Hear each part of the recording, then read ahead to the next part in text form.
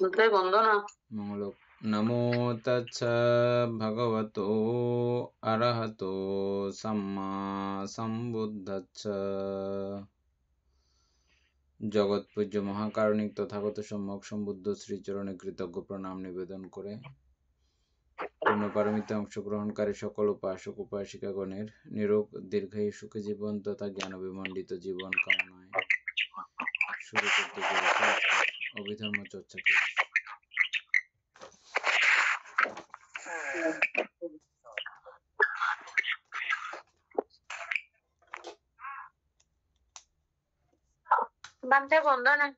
মঙ্গলক। আমাদের page number কত ছিল?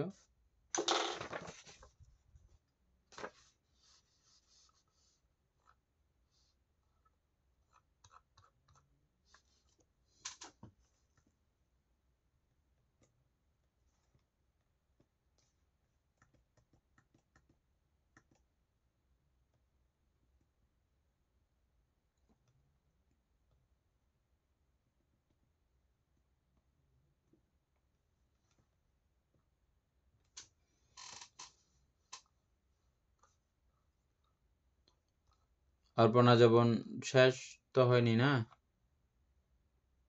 না বানতে কালকে আমরা অপর্ণা যবন নিয়ে আলোচনা করছিলাম যে প্রথম 2 লাইনের।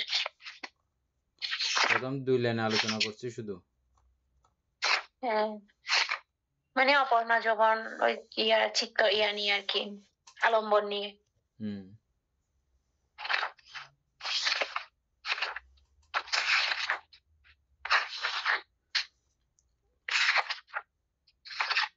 মহৎগত বা লোকোত্তর ধ্যানচিত্তের যবনই অপর্ণা যবন চিত্ত।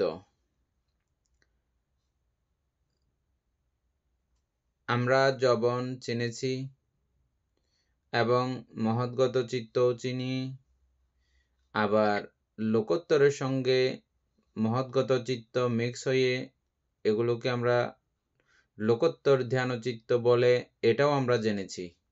জানি তো সবাই না?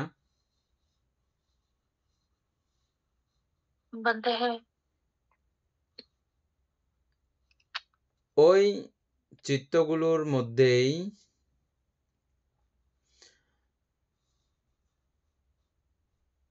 চিত্তের যবনই হচ্ছে যে অপর্ণা যবন চিত্ত। ওই চিত্তের যবনই হচ্ছে যে অপর্ণা যবন চিত্ত।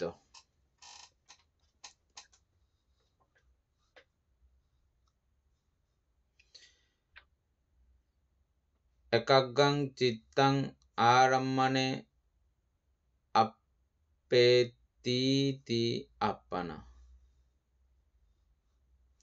একাগ্র চিত্তের আরম্ভনে চিত্তের একাগ্রতা নামই হচ্ছে যে অপর্ণা। এটার বাংলা অর্থ দাঁড়াবে এটা।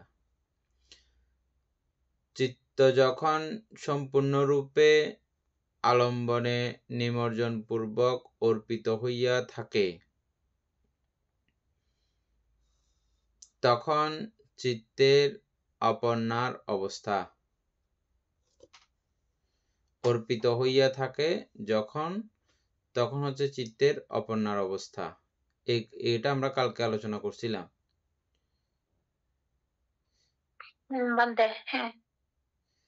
এটা আলোচনা করতে গিয়ে আমরা কি বললাম? যেমন চিত্ত কখনো স্থির থাকে না, এটা আমরা আবার পুনরায় আলোচনা করছি।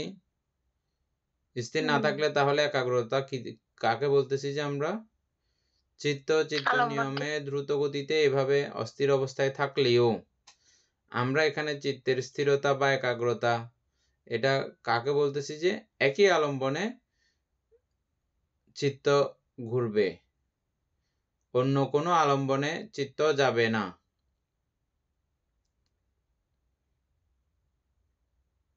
আমরা বসে থাকলে আমাদের দৈহিকভাবে নানান জায়গাতে আমাদের স্পর্শিত হয়।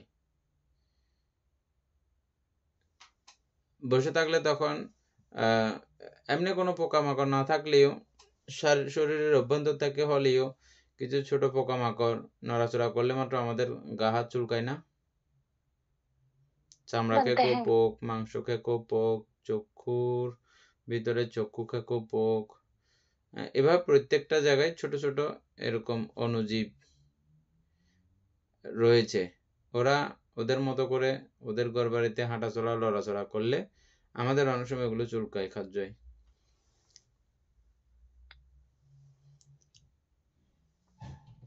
আমরা যখন আলম্বনে চিত্ত একাগ্র করি, শারীরিক কোনো বিষয়, অতীতের কোনো বিষয়, ভবিষ্যতের কোনো বিষয়, এক কথায় যে আলম্বন সেট করে আমি ধ্যানে বসেছি ওই আলম্বনকেই বারবার ঘুরে এটাই দেখবে, এর বাইরে আর কোনো দিকে ও দেখে না। এবং ওই আলম্বনে অর্পিত হইয়া থাকার নামই হচ্ছে যে অপর্ণা। তখন চিত্তের অপর্ণা অবস্থা।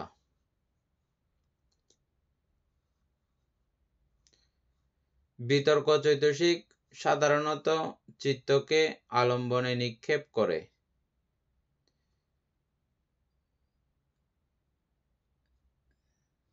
কিন্তু ইহা ধ্যান রূপে চিত্তকে আলম্বনে নিমজ্জিত করিয়া রাখে,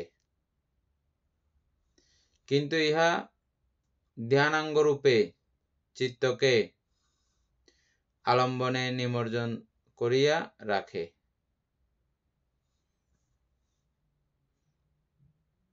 এই কথাটা বুঝছো নি?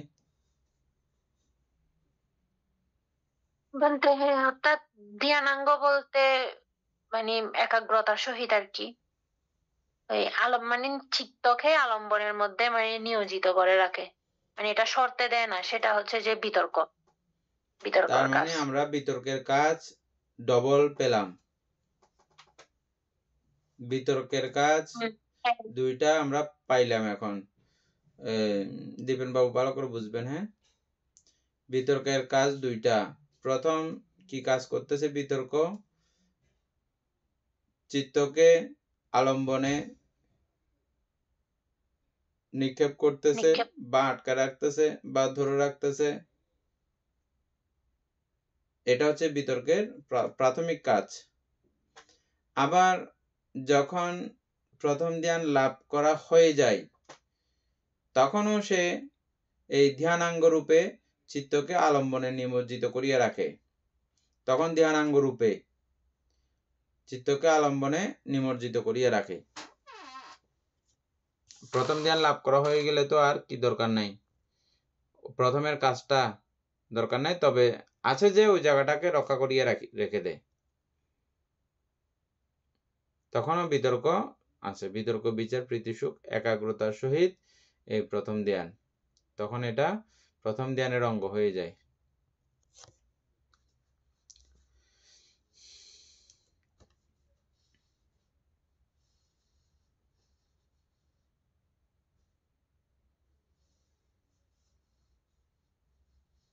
এনি এরপর থেকে একাগ্র।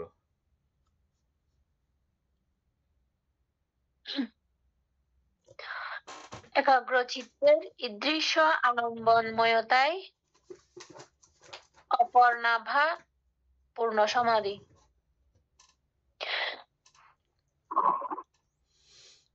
একাগ্র চিত্তের ঈদৃশ্য আলম্বনময়তায় অপর্ণাভা পূর্ণ সমাধি। চিত্ত যখন একদম আলম্বনের মধ্যে একাগ্র হয়ে যাবে হ্যাঁ, তখন সেটা হয়ে যাবে যে পূর্ণ সমাধি, অর্থাৎ অপর্ণা।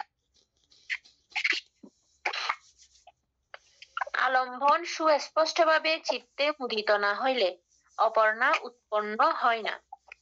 এই জন্য অপর্ণা চিত্তের আলম্বন সর্বদা বিভূত। বুঝা গেছে এই জায়গাটা? হ্যাঁ, বুঝছি। তাহলে অর্থাৎ যে এটা সর্বদাই বিভূত থাকবে। অপর্ণা চিত্তের আলম্বন সর্বদাই বিভূত। বিভূত না হইলে ও এ পর্যন্ত যেতে পারে না। হ্যাঁ, সেজন্য সর্বদাই বিভূত। দীপেন বাবু না বুঝলে অপর্ণা জিজ্ঞেস করবেন। অপর্ণা চিত্ত অতীব শান্ত স্বভাব বিনিবরণ হুম তদ্ধেতু ইহা তদালম্বনে আবদ্ধ হইতে পারে না। তদ্ধেতু ইহা তদালম্বনে আবদ্ধ হইতে পারে না। বাহ, খুব সুন্দর একটা কথা না? আহ, এটা হচ্ছে যে অপর্ণা চিত্ত অতীব শান্ত, অপর্ণা চিত্ত অতীব শান্ত স্বভাব, একেবারে শান্ত স্বভাব, এবং বিনিবরণ, নিবরণ বিহীন, সেই কারণে তদালম্বনে আবদ্ধ হইতে পারে না। তাহলে অপর্ণা যবন চিত্ত কেন তদালম্বন হয় না জিজ্ঞেস করলে এই প্রশ্নের উত্তর হচ্ছে যে এটা অতীব শান্ত এবং নিবরণবিহীন, বিদায় এটা তদালম্বনে যাইতে পারে না। কোনো প্রশ্ন থাকলে জিজ্ঞাসা করেন, নাহলে এর পরের লাইনে নেই। বলতে এই জায়গাটা আরেকটু করে বলুন, কারণ শান্ত স্বভাব বিনিবরণের কারণে মানে এটা এমন কি যার কারণে এটা তদালম্বনে যেতে পারে না? তদালম্বনটা মনে আছে কিনা দেখেন আপনার আগে ভালো করে।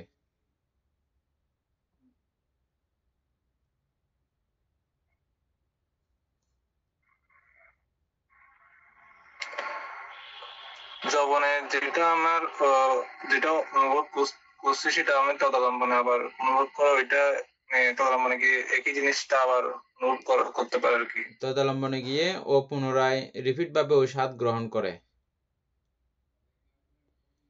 হ্যাঁ, ওই স্বাদ গ্রহণ করে, কিন্তু এখানে বিনিবরণ মানে কি? পঞ্চনিবরণ নাই এরকম? পঞ্চনিবরণ নাই। পঞ্চনিবরণ কি কি? কামচ্ছন্দ, ব্যাপাদ, ক্ষীণমিত্ত, অদ্যুত কৃত্য, বিচিকিৎসা। হ্যাঁ, এখন এটা বুঝলে আর বাকিটার দরকার হচ্ছে না, আশা করি বুঝে গেছেন। আমরা এই তদালম্বন বা পুনরায় ওই বিষয়কে আবার রিপিট করে ভোগ করা, উপভোগ করা, এটা হচ্ছে যে কামছন্দ আদি পঞ্চ নিবরণের কাজ। এখন বুঝতে পারছেন? শিওর? এখন পুরোপুরি কমপ্লিট? মানে ওটা ওই জায়গায় তদালম্বন ভোগ করে এই জন্য যে ওই বিষয়টাকে আবার সে রিপিট করার চেষ্টা করে। কিন্তু এখানে বিনিবরণ হওয়ার কারণে, অতি শান্ত হওয়ার কারণে, দুইটা শুধু বিনিবরণকে দায়ী করে নাই, এখানে অতি শান্ত স্বভাব এবং বিনিবরণ, এই দুইয়ের যৌথতা কারণে তদালম্বন হচ্ছে না। এই জায়গাটা তারপরে একটু লিখে রাখতে হবে। আমি পরের বিষয়টা আবার সুন্দর করে মিলিয়ে দেখব। মানে লোকোত্তর চিত্তগুলোতে কি অবস্থা হচ্ছে, আর লোকোত্তর চিত্তগুলোতেও তদালম্বন থাকবে, আমার দৃষ্টিকোণ মতে তদালম্বন থাকবে। পরে তো এগুলো আসবে, এখন তো মাত্র অপর্ণা শুরু হয়েছে না।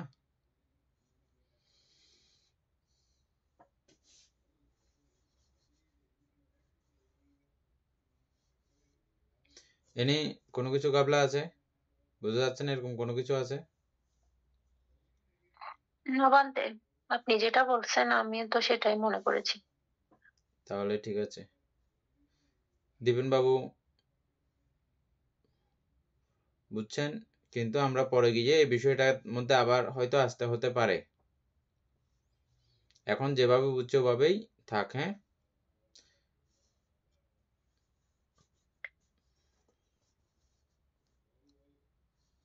তারপরে জ্ঞান বিপ্রযুক্ত দিহেতুক যবন অপেক্ষাকৃত অস্থির স্বভাব বলিয়া শান্ত স্বভাব অপর্ণা যবনের উপনিশ্রয়ের কারণ হতে পারে। পারে না, উপনিশ্রয় হইতে পারে না। সেজন্য জ্ঞান অসম্প্রযুক্ত ত্রিহেতুক কামাবচর যবনেই অপর্ণার উপনিশ্রয়। জ্ঞান বিপ্রযুক্ত দ্বিহেতুক যবন অপেক্ষাকৃত অস্থির স্বভাব বলিয়া শান্ত স্বভাব অপর্ণা যবনের উপনিশ্রয় হইতে পারে না। সেজন্য জ্ঞান অসম্প্রযুক্ত ত্রিহেতুক কামাবচর যবনেই অপর্ণার উপনিশ্রয়। বান্তে জ্ঞান বিপ্রযুক্ত মানে যারা দ্বিহেতুক উদ্গল তারা কি অপর্ণা লাভ করতে পারে না?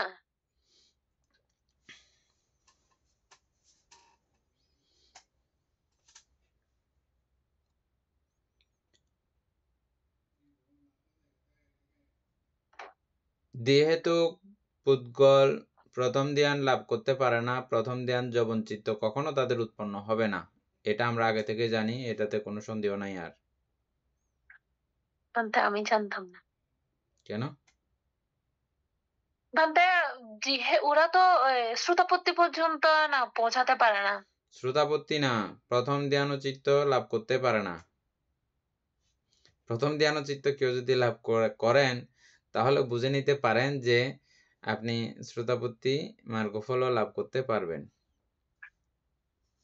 এটা আশাবাদী হয়ে থাকতে পারেন। বুঝে গেছে এখন? তাহলে প্রথম ধ্যানটা অতীব গুরুত্বপূর্ণ না?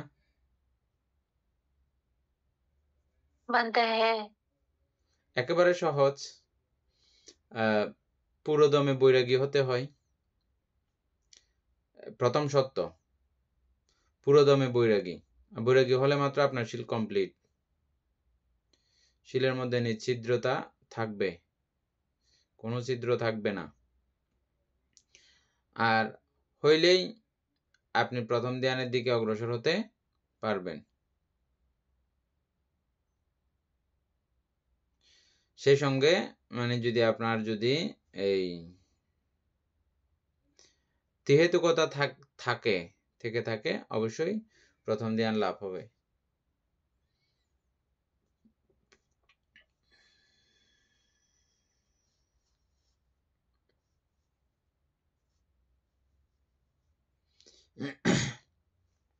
বান্তে তার মানে যারা দ্বিহেতুক পুদ্গল তারা কি শুধু এই যে শিল পালন করবে এগুলোর মাধ্যমে কি পুণ্যকর্ম গুলো করবে, সঞ্চয় করবে? দ্বিহেতুক পুদ্গল ধ্যান দান করবে, শিল পালন করবে, ভাবনা করবে।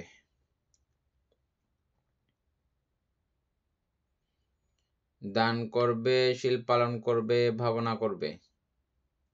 তাহলে প্রথম ধ্যান লাভ করতে পারবে না, তাও ভাবনা করবে। ভাবনা করলে এরকম পুণ্য হয়? হ্যাঁ, মানতে হবে না কেন? তারপরেও চিত্তের যে একটা এই মানে আমাদের অকুশল মনে করছে হবে না বলে ফেলবে, আরো অবশ্যই হবে। এই কুশল আলম্বনে চিত্ত আটকায় রাখা এটা একটা পুণ্য। চিত্তকে এগুলো পুণ্য বলতে যেগুলো প্রীতিজনক, যেমন বুদ্ধানুস্মৃতি, ধম্মানুস্মৃতি, সংজ্ঞানুস্মৃতি, এগুলোকে পুণ্য বলা যায়, এগুলোকে পুণ্য বলা যায়। তারপরে আর যেমন আনাপান স্মৃতি ভাবনা, এটাকে পুণ্য বলা যায় না, পুণ্য থেকে আরেকটু হাই লেভেল। পাপ করতে দেয় না চিত্তকে ওই সময়টা। তাহলে কোনটা শক্তিশালী বেশি? যেটা চিত্তকে পাপ করতে দেয় না সেটা বেশি শক্তিশালী, আর না ওই পুণ্যকর্ম নিয়ে যে আলম্বনগুলো আছে ওটা শক্তিশালী? ওটা বেশি একটু শক্তিশালী হয় সিস্টেম মতো, আবার সিস্টেম মতো দুটোটা একইও। হ্যাঁ, তাহলে ধ্যানের পুণ্যটা বোঝানোর চেষ্টা করতেছি যে আপনারা বুঝেন কিনা ধ্যানের পুণ্য। ধ্যানে সবাই বলেন যে মানে পুণ্য হয়, পুণ্য হয়, ধ্যান করলে পুণ্য হয়। কি পুণ্য হয়? আমি যে সময়ে ধ্যান করব চিত্ত একনিবিষ্ট করে রাখার চেষ্টা করব, যেই চিত্তগুলো আমি একনিবিষ্ট হয়ে রাখার চেষ্টা করব, ওই চিত্ত অন্তত আমার পাপমুক্ত। ওই ক্ষণে ওই সময়ে আমার চিত্ত পাপ করতে পারে নাই। পাপ করতে না পারাটাই হচ্ছে যে এখানে আসল পুণ্য। এটাকে পুণ্যের সিরিয়ালের মধ্যে প্রায় অনেক ঊর্ধ্বে স্থান দেওয়া হয়েছে।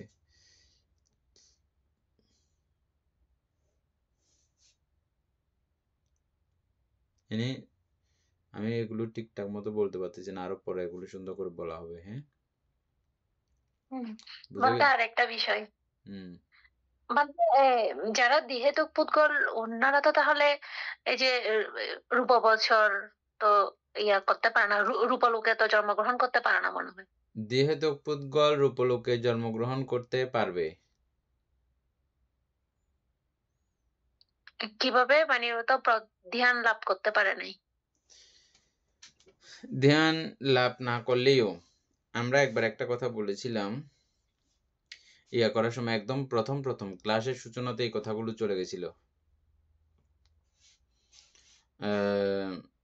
ক্লাসের সূচনাতে কখন চক্রবাল ধ্বংস এবং সৃষ্টির কথার মধ্যে এই একটা লাইন আছে, এখানে এরকম একটা লাইন আছে। হ্যাঁ, মাঝে মধ্যে চক্রবাল যখন এট এ টাইম সব চক্রবালগুলো ধ্বংস হয়ে যায়, রূপবচর ব্রহ্মলোকের কিছু অংশ ধ্বংস না হয়ে থাকে, এরকম একটা সিস্টেম হয় কখনো কখনো। কিন্তু এই ব্রহ্মলোকের কথোপকথনগুলো বলার জন্যে বা ওই জায়গার কথা বলার জন্যে বলছে যে এটা এমনি আমাদের ধরে নিতে হয়, ঠিক আছে, কিন্তু ওই মাপের চিত্ত উৎপন্ন না হইলে ওই মাপের অবস্থাগুলো সরাসরি প্রত্যক্ষকরণ করা বা ওইভাবে সরাসরি বুঝিয়ে দেওয়া এটা না। আমরা প্রত্যেকবার এই ব্রহ্মলোকীয় কথাগুলো বলার সময়, দেবলোকীয় কথাগুলো বলার সময় এটা বলি, আমরা আমাদের যেগুলো আমাদের বোধগম্যতার মধ্যে আছে এটা করি, এর বাইরে চিন্তা করা আমাদের সম্ভব না। তথাপিও বুদ্ধ বলেছেন বলে কথা।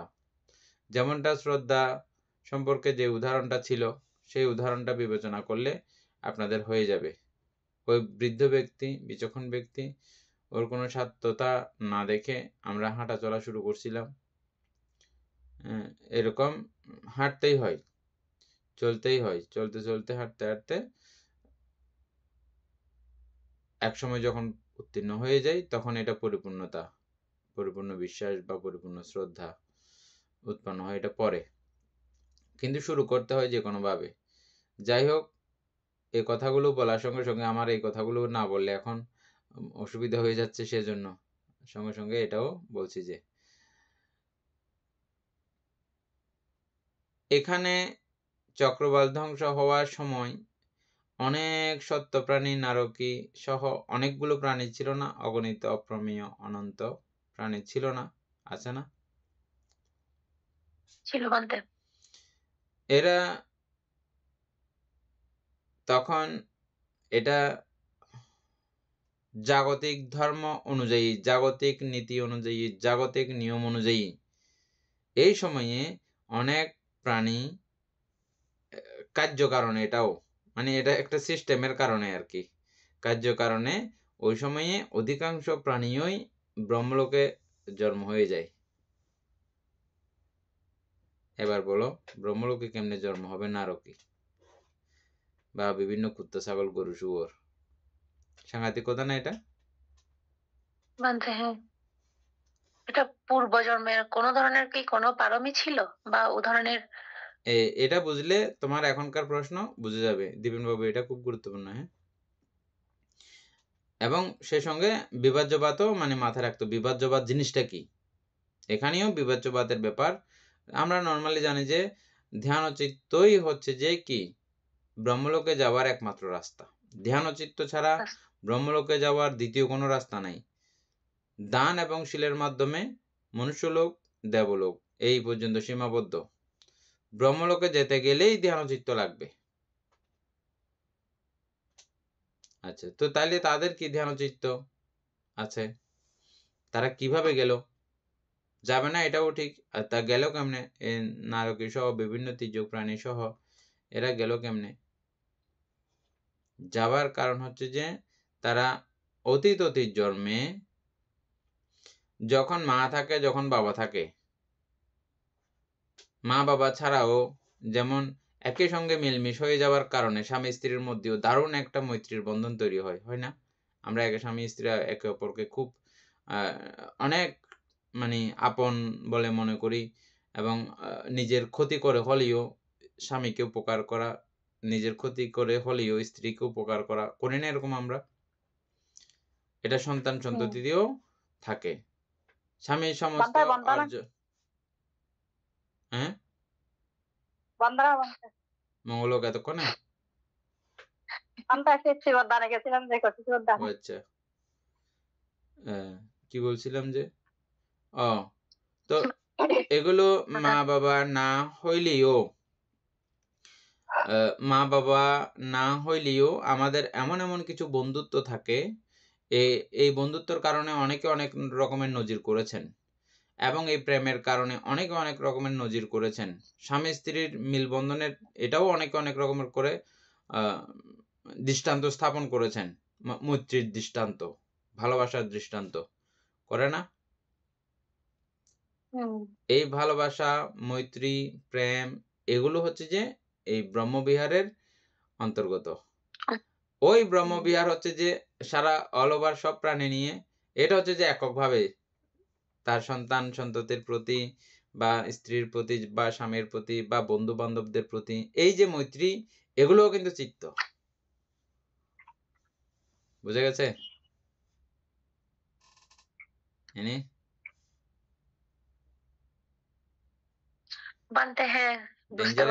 মানে কি ডেঞ্জারাস বুঝতে পারছো?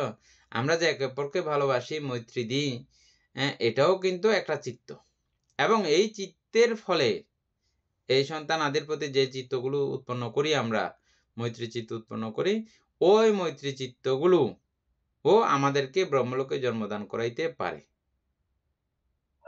বাহ, কি ডেঞ্জারাস না?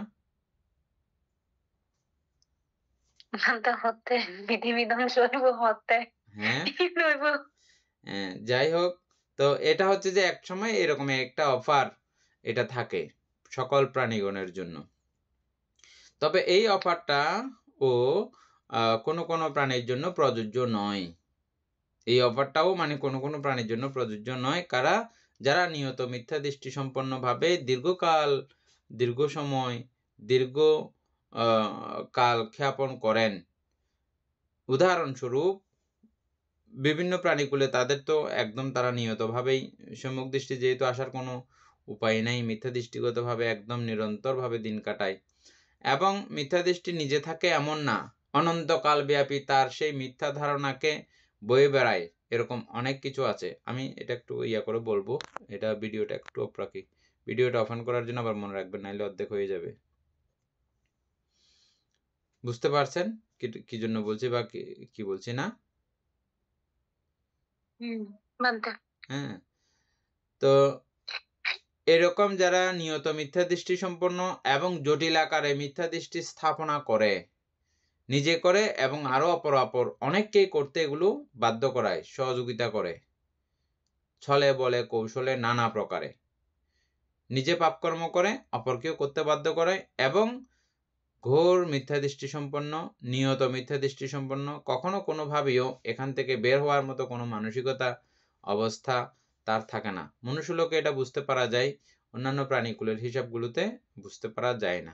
যাই হোক, মনুষ্যলোকেরটা, আমরা মনুষ্য মানুষ, আমাদেরটা আমরা বুঝলে হবে, এবং এটা বুঝেও অনেক প্রকারের লাভও আছে, কল্যাণও আছে।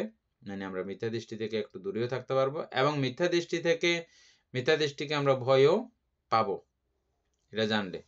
বুঝছেন?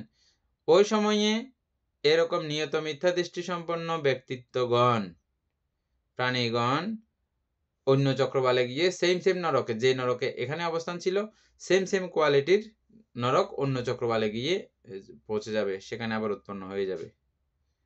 ওদের জন্য এই ব্রহ্মলোকটা না, এই অফারটা তাদের জন্য হবে না। সুন্দর আছে না দীপেন বাবু? এই কথাটা সুন্দর আছে না? বুঝছেন কথাটা? সব সময় যে আমরা এই কর্ম বলতেছি বা বিভিন্ন কার্যক্রমের কথা বলতেছি, এখানে ব্যতিক্রম অনেক কিছুই এরকম ঘটনা আছে। এটাকেই বলা হয় বিভাজ্যবাদ। এটা আপনার হাতের ধরা ছোঁয়ার বাইরে দিয়ে অনেক কিছু ঘটে যাবে। আপনার সেটা পাওয়ার যোগ্যও না, কিছুও না, কিন্তু তথাপিও আপনি পেয়ে যেতে পারেন। আর এই মৈত্রী আপনাকে কেউ শিখিয়ে দেয় নাই। স্বামীকে ভালোবাসার মৈত্রী, স্ত্রীকে ভালোবাসার মৈত্রী, এটা আপনাকে কেউ শিখিয়ে দেয় নাই। এটা প্রাকৃতিক ধর্মতা অনুসারে অটোমেটিক উৎপন্ন হয়।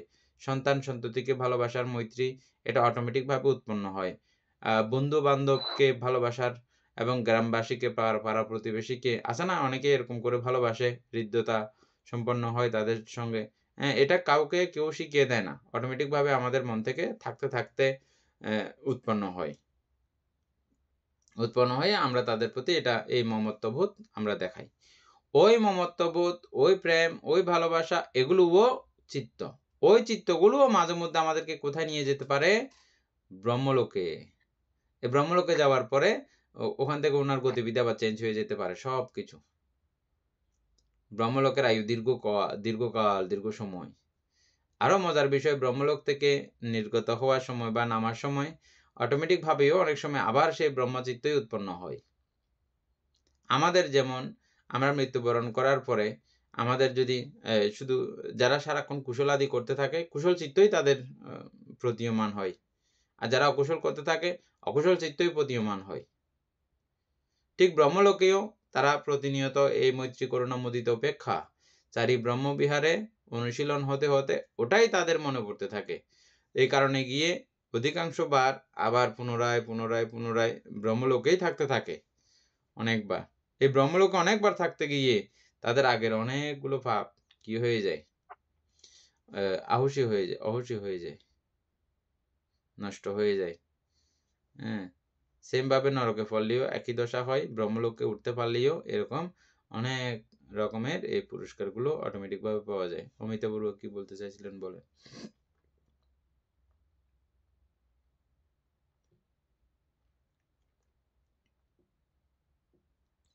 অমিতাভ বড়ুয়া কি বলতে চাইছিলেন বলেন।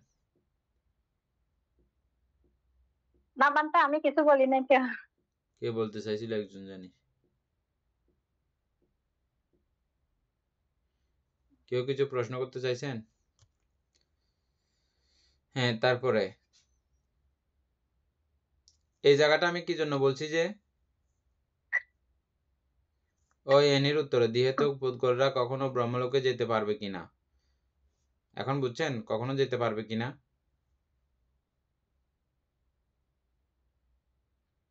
বলতে এগুলা তো পৃথিবী ধ্বংস হতে হবে, তারপরে পৃথিবী ধ্বংস সবকিছুর হতে পরে হবে এরকম কোনো ব্যাপার নাই। এখনো আমার যদি ওই জাতীয় চিত্ত যদি শক্তিশালী হয়, ওই জাতীয় মৈত্রীগুলো যদি অত্যন্ত শক্তিশালী হয় এবং আমার যদি ওইটা মনে পড়ে যায়, সিস্টেমে মৈত্রী ভাবনার যে কোয়ালিটি গুলো থাকা দরকার, ওই জাতীয় চিত্ত যখন হয় তখন ওইরকমটা হতে পারে। এটা নিয়ে আরো সূক্ষ্ম আলোচনা করতে হবে, আরো সূক্ষ্ম আলোচনা করতে হবে। এখানে আরো অনেকগুলো আলোচনা আছে, কারণ আমাদের সন্তান সন্ততির প্রতি যে ভালোবাসা, ওটাতে আমরা অনেক সময় স্বার্থের কিছু আমাদের ব্যাপার থাকে, কিছু না, এক দৃষ্টিকোণ থেকে পুরোপুরি আমাদের একটা স্বার্থ নিয়েই আমরা এটা কাজ করি, নিঃস্বার্থ না। সন্তান সন্ততির প্রতি ভালোবাসা একেবারে নিঃস্বার্থ, এটা আমরা বলি কেন বলি? মানব সমাজকে অতীব সুন্দর রাখার জন্যে, একে অপরের প্রতি অতীব দয়ালু হওয়ার জন্যে। কিন্তু সত্যি ধর্ম এবং আরো গভীর থেকে গভীরে পৌঁছলে, এখন যেমন আপনারা এগুলো খুব ভালো করে বুঝতেছেন, আবার এখানে কিসের স্বার্থ? হ্যাঁ, আমরা কিরকম স্বার্থ এটা আমরা এখন নিজেরা খুব বুঝে যাচ্ছেন না আপনারা? সবার সামনে যে এটা বলা যাবে তা না, বা কোনো অনুষ্ঠানে যে এরকম বলা যাবে এরকম না, কিন্তু আপনাদেরকে বলা যাইতে পারে, যেহেতু আপনারা দীর্ঘদিন অভিধর্ম চর্চা করছেন, স্বাভাবিক জীবনযাপন সম্পর্কে আপনারা বুঝেন। স্বাভাবিক যতক্ষণ পর্যন্ত না ধর্মের একদম চরম অবস্থা পর্যন্ত উপনীত হয়, ততক্ষণ পর্যন্ত এই মানুষের চিত্ত চেতনা কেমন থাকে এগুলো আপনারা সব বুঝেন।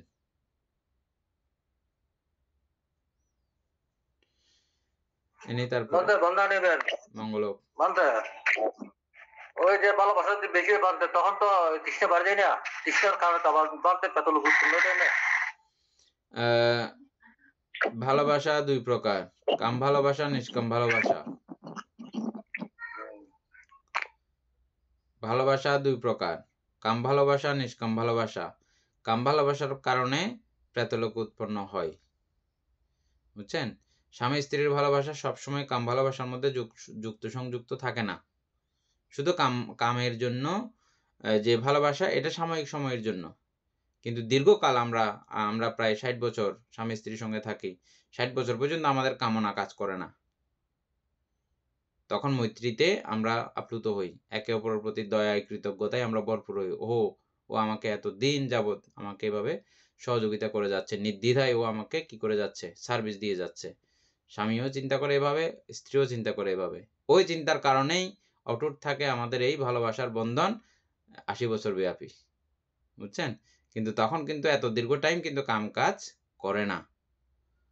এজন্য ভালোবাসা দুই প্রকার, কাম ভালোবাসা, নিষ্কাম ভালোবাসা। বাকিটা আপনারা এখন নিজেরাই বুঝতে সক্ষম হবেন, নাকি না?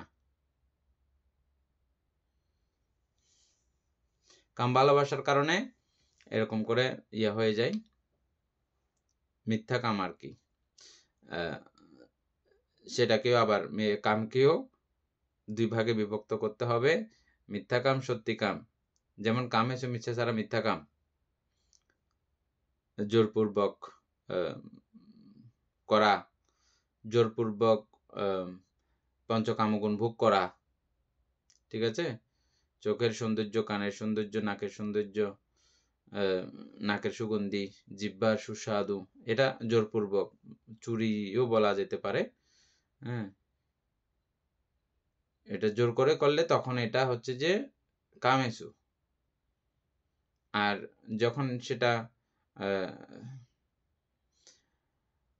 আইনসঙ্গত, একটা দেশের কালচার থাকে, নিয়ম থাকে, আইন থাকে, এবং আমাদের সামাজিক ভারসাম্যতার উপর নির্ভর করে যেটা হয়, সেটা হচ্ছে যে সত্যি কাম আর মিথ্যা কাম বলতেছি আর কি। প্রথমে বলছি যে কি কাম ভালোবাসা, নিষ্কাম ভালোবাসা। আবার বলতেছি যে কাম ভালোবাসার মধ্যেও দুই প্রকার, সত্য কাম, মিথ্যা কাম, হ্যাঁ, যেটা চুরি করে, এবং আর একটা হচ্ছে যে সত্য থেকে। আশা করি বুঝতে পারছেন সবাই। বাকিটা এর পরের গুলো এর পরে।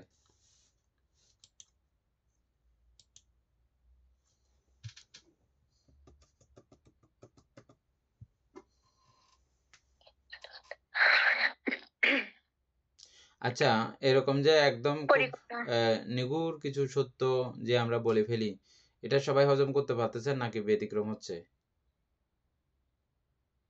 মানে অনেকে আছেন মানে অভিধর্ম ভালো করে এই আমাদের পুরো সাইড যত পর্যন্ত আমরা আলোচনা করেছি এত পর্যন্ত নিতে পারেন নাই, এদের জন্য আবার এটা হজমের ব্যাঘাত ঘটবে কিনা এটাও আমি চিন্তা করি মাঝে মধ্যে।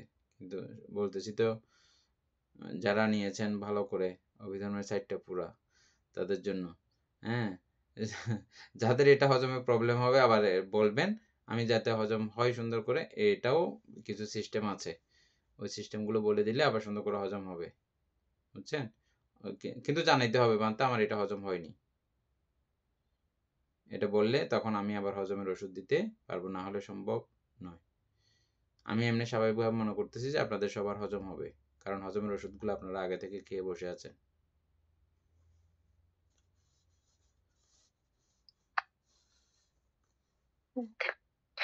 পরিকর্ম নামক যবন চিত্তক্ষণে শ্রদ্ধা, বীর্য, স্মৃতি, একাগ্রতা ও প্রজ্ঞা প্রত্যেকটি সমতা প্রাপ্ত হয়। উপাচার নামধেয় যবন চিত্তক্ষণে চিত্ত অপর্ণার সমীপচারী, অনুলোমক্ষণে অপর্ণার উৎপত্তির যাবতীয় প্রতিকূল অবস্থা বিদূরিত হইয়া চিত্ত বিশুদ্ধ, অনুকূল, উপযোগী ও অপর্ণাবহ হয়।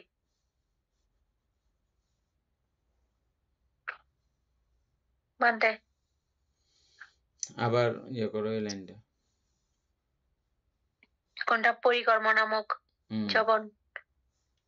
পরিকর্ম নামক যবন চিত্তক্ষণে শ্রদ্ধা, বীর্য, স্মৃতি, একাগ্রতা ও প্রজ্ঞা প্রত্যেকটি সমতাপ্রাপ্ত হয়। পরিকর্মের মধ্যে বান্তে শ্রদ্ধা, বীর্য, স্মৃতি, একাগ্রতা এগুলা লাভ করে ফেলে। না, এটা তো তোমার ওই ইয়েগুলো তোমার এটা তো ধ্যানাঙ্গ না, ধ্যানাঙ্গের আগের বিষয় এটা। না না, এগুলা শ্রদ্ধা, এটা হচ্ছে তারপরে চৈতসিক, বীর্য, চৈতসিক গুলো। মঙ্গল, তারপরে হ্যাঁ হ্যাঁ। হ্যাঁ, এগুলো তো তোমার করতে হবে, এগুলো না করলে তুমি প্রথম ধ্যানের দিকে যাবেও বা কিভাবে? বান্তে এটা প্রজ্ঞাটা কিরকম প্রজ্ঞা? প্রজ্ঞার মধ্যে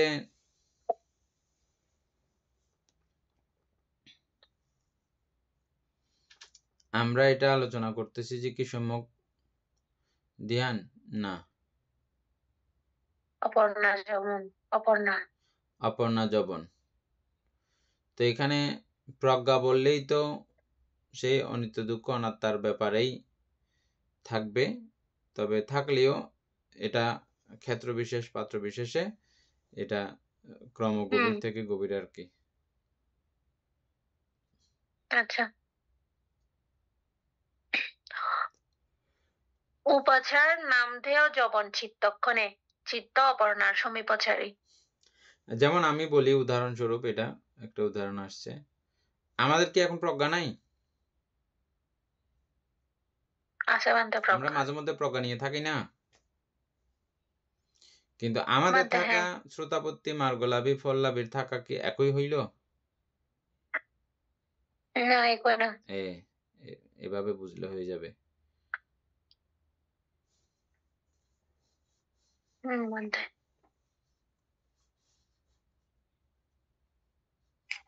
বান্তে হ্যাঁ, পরিকর্ম যবনের চিত্তগুলো কি একই মহৎকতার লোকোত্তর? মহৎগত পরিকর্মের গুলো মহৎগত বলা তো হয় না। না, এখানে পরিকর্ম আমরা অর্পণা যবনের মধ্যে দেখলাম যে কি মহৎকতার লোকোত্তর যেগুলো সেগুলো হচ্ছে কি অর্পণা যবন। আচ্ছা, পরিকর্ম যবন আপনি পরিকর্মটা মনে রাখেন নাই না মনে রাখছেন? ভুলে গেছি মনে হচ্ছে। অমিতাভ বড়ুয়ার এগুলো সুস্পষ্ট মনে আছে, এগুলো আপনার মনে থাকে, না থাকলে আপনি লিখে রেখেছেন। পরিকর্ম ধ্যানটা একটু বলেন।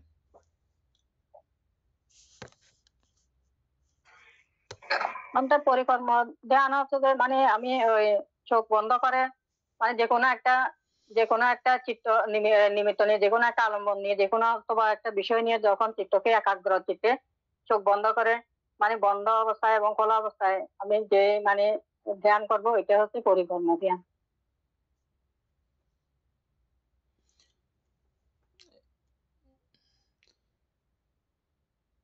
এ নিয়ে আবার বলো তো এটা।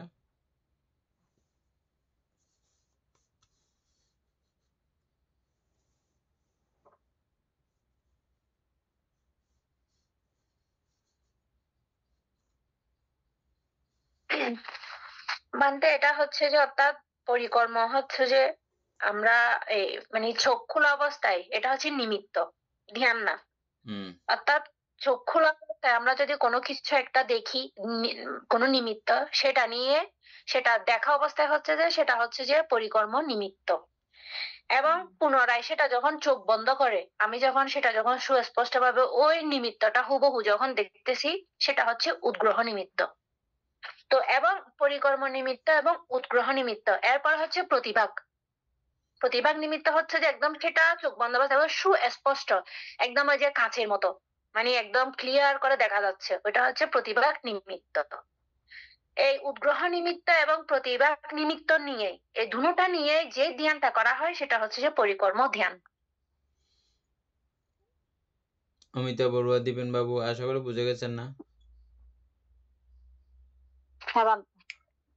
অর্থাৎ ওই উদ্গ্রহ নিমিত্ত আর পরিকর্ম নিমিত্ত নিয়ে যে ধ্যানটা করে সেটাকে পরিকর্ম ধ্যান বলতেছে আর কি। হ্যাঁ, তো ধ্যান নাম দিলেও আমরা নর্মালি ধ্যান বলি যে কিন্তু অপর্ণা হয়ে যাবার পরে। নরমালি ধ্যান হচ্ছে যে অপর্ণা হয়ে যাওয়ার পরে। এখন বুঝছেন? এটা ধ্যান নাম দিলেও, ধ্যান নামে আখ্যায়িত করলেও, ধ্যান বললে প্রথম ধ্যান মিনিমাম হতে হবে। এনে বুঝা গেছে কথাটা? পরিকর্ম ধ্যানকে কি প্রথম ধ্যান বলা যাবে? পরিকর্মকে প্রথম ধ্যান না, পরিকর্মকে না, এটা তো এই কোনটা কি উপাচার ধ্যানের পরে তো ভান্তে আসতেছে, কারণ তখন আস্তে আস্তে চিত্ত একাগ্র হচ্ছে এবং পঞ্চনিবিড়ন হচ্ছে বিনিবিড়ন হয়ে যাচ্ছে। হ্যাঁ, সুতরাং এটাকে এমনি নাম হিসাবে ওইভাবে পরিকর্ম ধ্যান বললেও ধ্যান মূলত বলা হয় যে ওই প্রথম ধ্যান।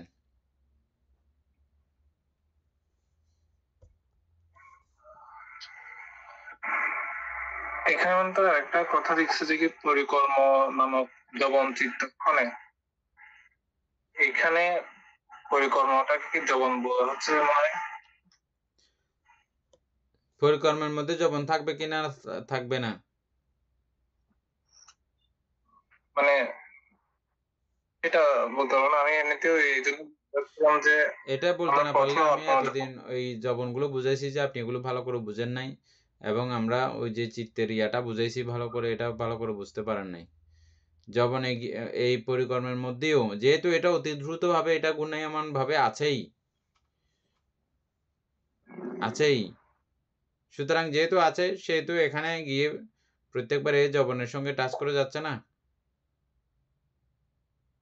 মানতে আরেকটা বিষয় হচ্ছে যে মানতে জবন পর্যন্ত যদি চিত্ত না যায় তাহলে তো চিত্ত সক্রিয় হচ্ছে না, এবং এগুলা ধাপে ধাপে উন্নত হচ্ছে না, যে এই উপাচার পরিকর্ম এগুলা ধাপে ধাপে উন্নত না, তার মানে এগুলো তো জবন অবশ্যই থাকবে এগুলাতে। এখানে দুই রকম উন্নতি। একরকম হচ্ছে যে সম্প্রতিচ্ছ সন্তিরণ হতে শুরু করে ওইখানে একটা উন্নয়নের ব্যাপার আছে, আবার এই যে প্রথম চিত্ত দ্বিতীয় চিত্তের মধ্যে একটা উন্নয়নের ব্যাপার আছে, এবং অনেক সময় অবনতির ব্যাপারও আছে। সম্প্রতিচ্ছ সন্তিরণের বেলায় শুধু উন্নতির ব্যাপার, সেখানে সম্প্রতিচ্ছ সন্তিরণ জবন এটা ক্রম উন্নতির ব্যাপার, আবার তদালম্বনে গিয়ে এটা আবার ডাউনের ব্যাপার, আবার ওখানেও আছে হ্যাঁ উন্নতি এবং ডাউন দুটোটাই আছে।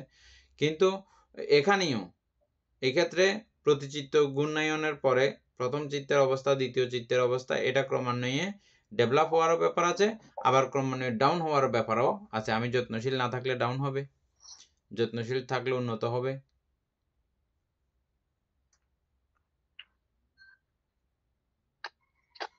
এটা হলে আমাকে আবার ওই দিন আলোচনা করছিলাম যে একটা ওই আলোচনাতে যেতে হবে, মানে জবন কি জন্য আছে, কেন আছে। আশা করি বুঝছেন, না বুঝলে বলেন, আবার আমি পুরোনো জায়গায় একটু করে যাব, যে গিয়ে চেষ্টা করে আসব। না ভান্তে বুঝতে পারছি। ভান্তে এই যদি আমরা সম্প্রতিচ্ছ সন্তিরণ দিয়ে ওইভাবে যদি আসি তাহলে জবনের স্থানে গিয়ে মানে জবন থেকে তো এটা ধাপে ধাপে উপরে উঠা যায়। যদি আমি তদালম্বনে যদি আবার চলে যাই তাহলে সেটা ডাউন হয়ে যাচ্ছে, আর ওই দিকে হলে ওটা কিন্তু উপরে মানে আস্তে আস্তে উপরের লেভেলে যাওয়া। এটা আবার নাকি বলছি, এটা হচ্ছে যে আবার নিয়ম, বলছি, যে চিত্ত কোন পর্যন্ত একটা হচ্ছে যে নিয়ম, তদালম্বন হবে। একটা হচ্ছে যে নিয়ম। কোনটা নিয়ম?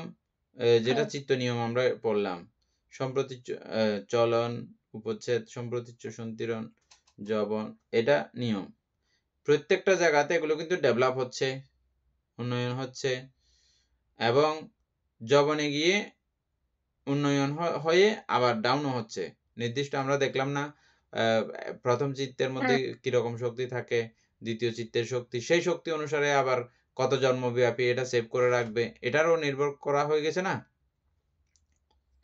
এটা পর্যন্ত আমরা দেখেছি। তাহলে ওখানে আবার আপ হয়েছে, উন্নত হয়েছে, আবার ডাউনও হয়েছে পরবর্তীতে গিয়ে। এভাবে তো এটা এক চিত্তের ব্যাপার। একই বিষয়ের একই আলম্বনের মধ্যে অনন্ত যে চিত্ত চলে গেছে, ওই চিত্তগুলোও ক্রমিকভাবে প্রথম চিত্ত এবং দ্বিতীয় চিত্তের সঙ্গে একটু ব্যবধান হয়েছে। তো এটা বাড়ানি কমানি আমাদের উপর নির্ভর করবে এবং আমাদের পারিপার্শ্বিক সবকিছুকে কেন্দ্র করে এটা বাড়াবো না কমাবো এটার উপরে এটা নির্ভরিত হবে।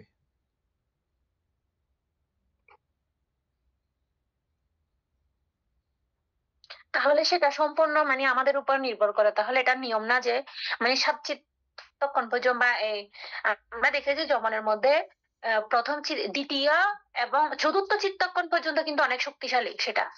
এরপরে পঞ্চম থেকে আস্তে আস্তে আস্তে পঞ্চম ষষ্ঠ সপ্তম থেকে এগুলা ডাউন। তো তার মানে হচ্ছে যে আমাদের চতুর্থ মানে তৃতীয় চতুর্থ পর্যন্ত ওখানে আমাদের হাত না, ওটা ডাউন হবে, ওটা চিত্ত নিয়ম। হ্যাঁ এটাই জানতে চাচ্ছি, মানে ওটা ডাউন হবে, ওটা ডাউন হবে, কিন্তু কিন্তু এর পরবর্তী চিত্ত আমরা যে আবার বানাচ্ছি, আবার যেটা আমরা ইচ্ছা করে আমি জোর করে ধরে রেখেছি বিতর্কের মাধ্যমে, হ্যাঁ তখন এটা দ্বিতীয়বারের বেলায় কিন্তু একটু সমুন্নত হয়ে আসবে। যদি আমার শ্রদ্ধা বীর্য ওই যে পঞ্চবল এগুলো যদি ঠিকঠাক যদি থাকে তাহলে দ্বিতীয়বার আরেকটু কি হবে, সতেজ এবং শক্তিশালী হবে। এবং কিভাবে কোন কৌশলে এই জায়গাটা দৌড়াইতে হয়, এই জায়গাটা হাঁটতে হয়, এই জায়গাটা চলতে হয়, এটা কৌশলটা শিখে গেছে না। তো এই কৌশলটা শিখে গেলে তখন আপনার যাইতে আর একটু তাড়াতাড়ি যাবেন না। প্রথমবার দৌড়ে গেছেন 2 মিনিট লাগলো, দ্বিতীয়বার দৌড়ে গেলে একটু টাইম কম লাগে। বা কলা কৌশল শিখে যাওয়ার কারণে ওইরকম একটা জোরে একটা লাফ দিলে আমার তেমন কিছু ক্ষতি হয় না। তো লাফ দিয়ে এরকম যাবে না ও তাড়াতাড়ি যাওয়ার জন্য। ঠিক ওইভাবে যখন সে যখন ইয়া হয়ে যায়, খুব প্র্যাকটিস হয়ে যায় এবং এটা করতে সে পছন্দ করতেছে, তখন সে দ্রুত যেতে যেতে ওই বিষয়টা ক্রমে উন্নতি হয়। উন্নতি করতে চাইলে উন্নতি হবে, উন্নতি করতে না চাইলে উন্নতি হবে না। অবনত করে ফেলতে চাইলে অবনতিও হবে। অবনতি করা তো সহজ।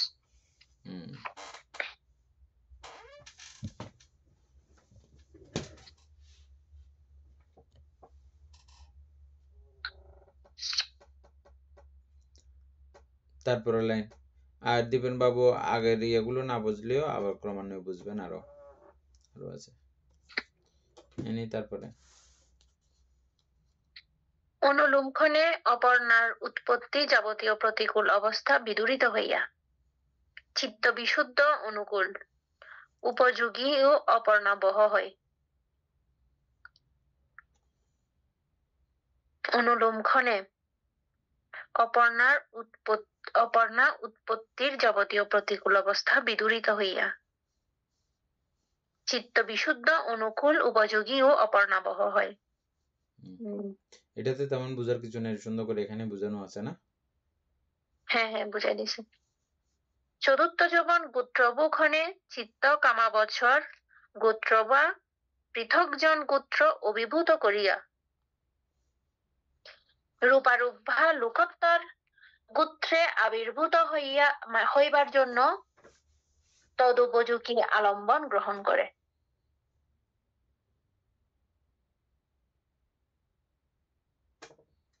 এখানে তেমন কিছু নাই। হ্যাঁ ইহার অব্যবহিতর পরবর্তী যবনক্ষণে অপর্ণাধিয়ন উৎপন্ন হয়।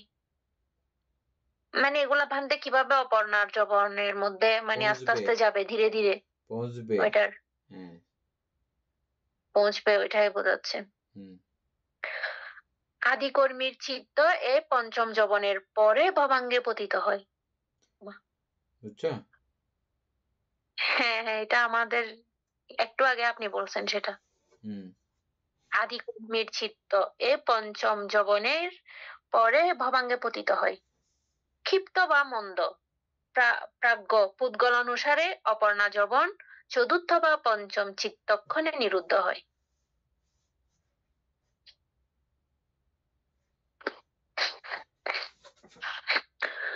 বিভিন্ন বেদনা সহগত যবন চিত্তের মধ্যে পরস্পর আসেবন হইতে পারে না।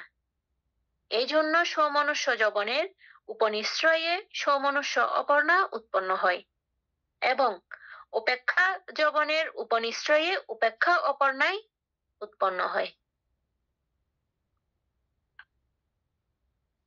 অর্থাৎ বেদনা অনুসারে মানে এটা এই বেদনা অনুসারে যবন চিত্তের মধ্যে পরস্পর আসেবন হইতে পারে না এগুলো কথা কোনো লম্বা আছে, কৌণিক। তাহলে এগুলো কালকে হ্যাঁ আলোচনা করব না। ভালো করে বান্ধে, হ্যাঁ লম্বা করে বুঝে না দিলে বুঝবে না। বান্ধে।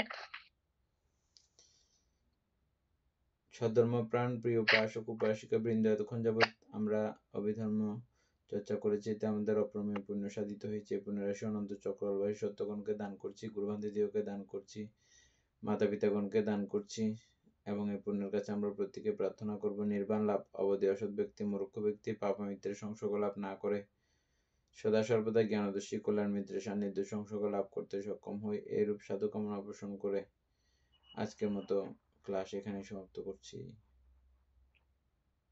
সাধু সাধু সাধু।